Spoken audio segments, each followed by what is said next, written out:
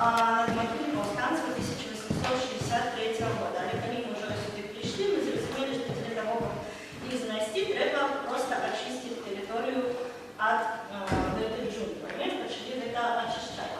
Другая частка это была, скажем так, уже можно назвать поховальное исследование. Справа в том, как мы расчистили все от хмызняка на наступный сезон, как мы приехали, мы уже побачили там наявность новых поховальных. Ну, это могилки девичі, там є стара частка і є нова частка. І коли місцеві побачили, ага, ось чистенько, можна туди підзаховувати. І для того, как не робить неких помылок, мы вирішили дослідувати цілком увесь некрополь. І коли бачність було, що на некрополі коля 200 поховань, то, безумовно, є такі поховання, які там піддерні, криху під землею. І ми зверталися у Інститут історії Академії наук, чи можемо ми без некого открытого листа робити пошук могильных каменев с метой того, как их криху поднять над землей, подсыпать грунтом. И ось той вынік, який у нас отримався, можете далі роздати, коли Гонкова було першопочатково бачено, що могила коля 200, ви можете бачити, а площадь Ріжбу 658, тому більше за 400 похований ми знайшли. Ми ділили на сектори, спеціальним щупом шукали векторы могили, фиксовали их ориентацию. То есть, как они лежат ровненько поднимали, подсыпали не песком, а аграрием, для того, как проседание зменшить. И уже после была выведена эта структура. Як только мы знайшли все, что было сховано под зерном или таким слоем грунта, мы уже почали консервацию. Это третий крок, консервация помников. Шмат было тих, які на стелі повалены, и мы их ставили. Ось это как раз теперь повстанцы, які мы знайшли на 4-й год нашего там знаходження. И ось такая яркая иллюстрация того, что мы там еще робили, кроме того, что отшумали. Ось это было стало, то есть мы подсыпали каплицы, заново збирали все. Далее, после такой физичной працы были скончены, и в этот год как раз таки территория могила вошла в склад сельсовета. У сельсовета была поставлена задача подлечить там кольки помников, придумать, что далее робить с этим могилом. Ведаючи, як буває у нас просто люди робляться, просто ми вирішили їм допомогти і провели самі інвентаризацію усіх похований на старой части некрополя. Для проведения инвентаризации нам распространена такая форма пашпорта межмогильного збудування.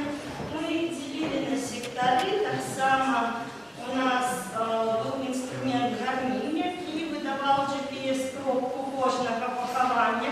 Ось потім ця карта і з'явилася. До речі, варто значить, що ось цей гармін, він дає не доказу. Тобто він може бути, грубо кажучи, бути сусідів. Тому та карта, яка була вилучена гарміном, ми її вводимо вручную з компасом електронної ветки і жителя проверяли для того, как сделать доклады вариант карты. Что тычется пашпорта над могилой, мы там попробовали получить с одного боку методику описания музейного предмета, с другого боку инвентаризацию археологичных объектов для того, как были зафиксованы самые основные характерные рисы именно этого помника и фотографии, как можно было укласти это с одного боку у каталог, с другого боку, коли, например, помник будет або пошкоджений, або страчений, как уже докладно уявить его масштабы, эпитафику и менавіта знешні выгляд. Як ви бачите, расчистка у нас відбувалася з допомогою необхідних матеріалів, як і для вальня, яка допомагає вельми добре читати надпис. Ну, это один из самых... Я думаю, что вам всем повезло этот инструментом представиться. Ну, на самом деле, это вельми просто, потому что эта пена, она, по-перше, не пошкоджує камінь, по-другой, она вельми добре заполняет этой щілини кристофі, коли ось лишній слой, ну, я размазываю, потом снял, оно застається у кристофа, и можно это все вельми добре учить, то есть рассчитывать, не скажем так, все виды критичных надписей, либо это для польских надписей, для польскомовных надписей актуально, потому что там есть и анусово, энусово, это все переважные, и первый в этом сессии была вельми добрая. У нас было накошено над могилой складены такие пашпорт, и ну, конечно, хтось каже, що це вельми запроваджено, хтось каже, що це нормально, це такі ну, питання спречне, але ми поспробували включити і описати все, що можна. От знешнього вигляду до неких технічних характеристик, стан заховати. Ну, ось винікова карта, яка у вас нанесені тропінками і усім останнім. Ну, і після цього покольки завжди і місцеві, і сельсовет, і костел запитувалися, що далі робити з такими могилками. Ми, по-перше, зробили ось такий туристичний стенд, як це вже могло бути включено у туристичну інфраструктуру. І, по-друге, ми зробили проєкт ревіталізації могилок. Що з ними можна робити? Ось у нас вторая частка. И